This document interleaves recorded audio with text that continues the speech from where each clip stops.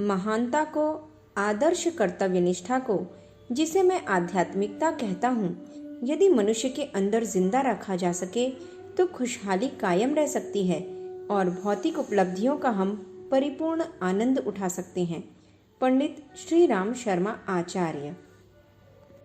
अभी जो ज्ञान और संपदा टैंक बनाने में लगा हुआ है, उससे हम ट्रैक्टर बना सकते हैं।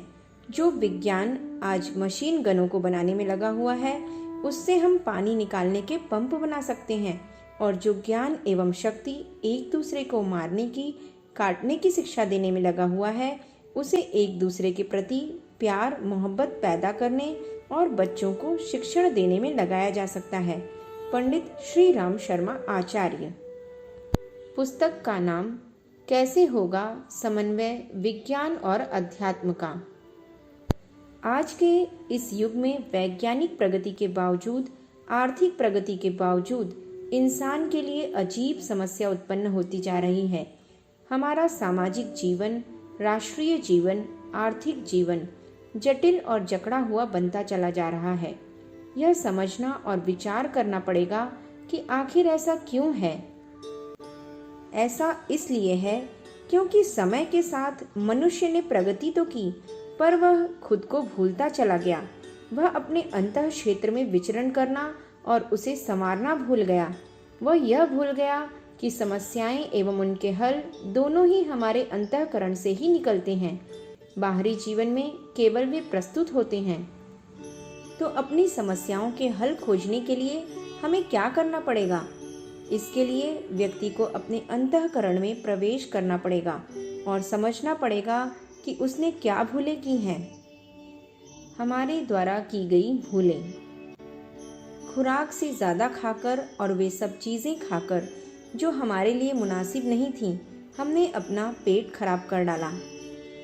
इंद्रियां हमारे लिए काम करने के लिए थीं, पर हर इंद्रिय के भीतर से हमने अपनी शक्ति का इतना हिस्सा खर्च कर डाला जितना कि पैदा नहीं होता था।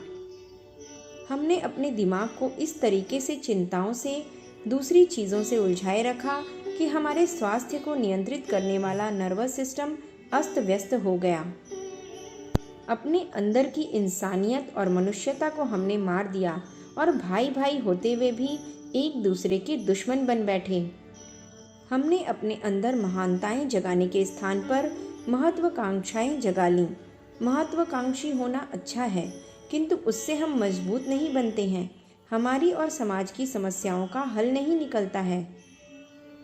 हम केवल विज्ञान की उपलब्धियों में ही निमग्न हो गए और आध्यात्मिकता को बस एक ढोंग और पाखंड बनाकर रख दिया। आपके समक्ष प्रस्तुत है एक लघु पुस्तक जो इस बात पर जोर देती है कि इंसानियत को जिंदा रखने के लिए टेक्नोलॉजी, बौद्धिक विकास और आर्थिक विकास के पीछे आध्यात्मिकता का अंकुश जरूरी है। विज्ञान और अध्यात्म के समन्वय के बिना हम किसी उपलब्धि का आनंद नहीं उठा पाएंगे और दिनों दिन समस्याओं में उलझते रहेंगे। पुस्तक के कुछ अंश। जुबान का संयम, इंद्रियों का संयम, मस्तिष्क की विचारधाराओं का संयम, उठने बैठने का संयम और अपने आहार विहार का संयम। अगर आदमी इतना कर सकता हो तो उसकी सहायता की जा सकती है। किसी आदमी को मजबूत व दीर्घजीवी बनाने के लिए दवाएं कारगर सिद्ध नहीं हो सकती। हमारे दाम्पत्य जीवन, हमारे गृहस्थ जीवन गरीबी में भी सुख का आधार बन सकते हैं और एक दूसरे से इतना प्रसन्न संतुष्ट रह सकते हैं, इसका कोई ठिकाना नहीं। परिवार की सुख शांति शक्ल और सूरत पर नहीं टिकी है, यह तो आदमी की सीरत पर टिकी है। अतः जब आपको विवाह करना पड़े तो सूरत देखने की अपेक्षा सीरत और रंग देखने की अपेक्षा उसकी भावनाओं को देखना पसंद करें। बच्चों के विकास के लिए खुराक काफ़ी नहीं है, बॉर्नवीटा काफ़ी नहीं है, स्कूलों के जेलखाने में भेज देना काफ़ी नहीं है। इससे उनका भावनात्मक विकास नहीं हो सकता। जिन माँ बाप के मन में परिवार के प्रति, एक दूसरे के प्रति प्यार मोहब्बत और आदर्श कर्तव्य निष्ठा भारी है, उनके व्यवहार से ही बच्चों में भावनात्मक विकास हो सकता है। यदि इंसान के भीतर मोहब्बत पैदा की जा सके और उसे यह समझाया जा सके कि सारा विश्व ही अपना कुटुंब है, परिवार है, तो फिर दुनिया में हजारों वर्ष तक शांति कायम रखी जा सकती है।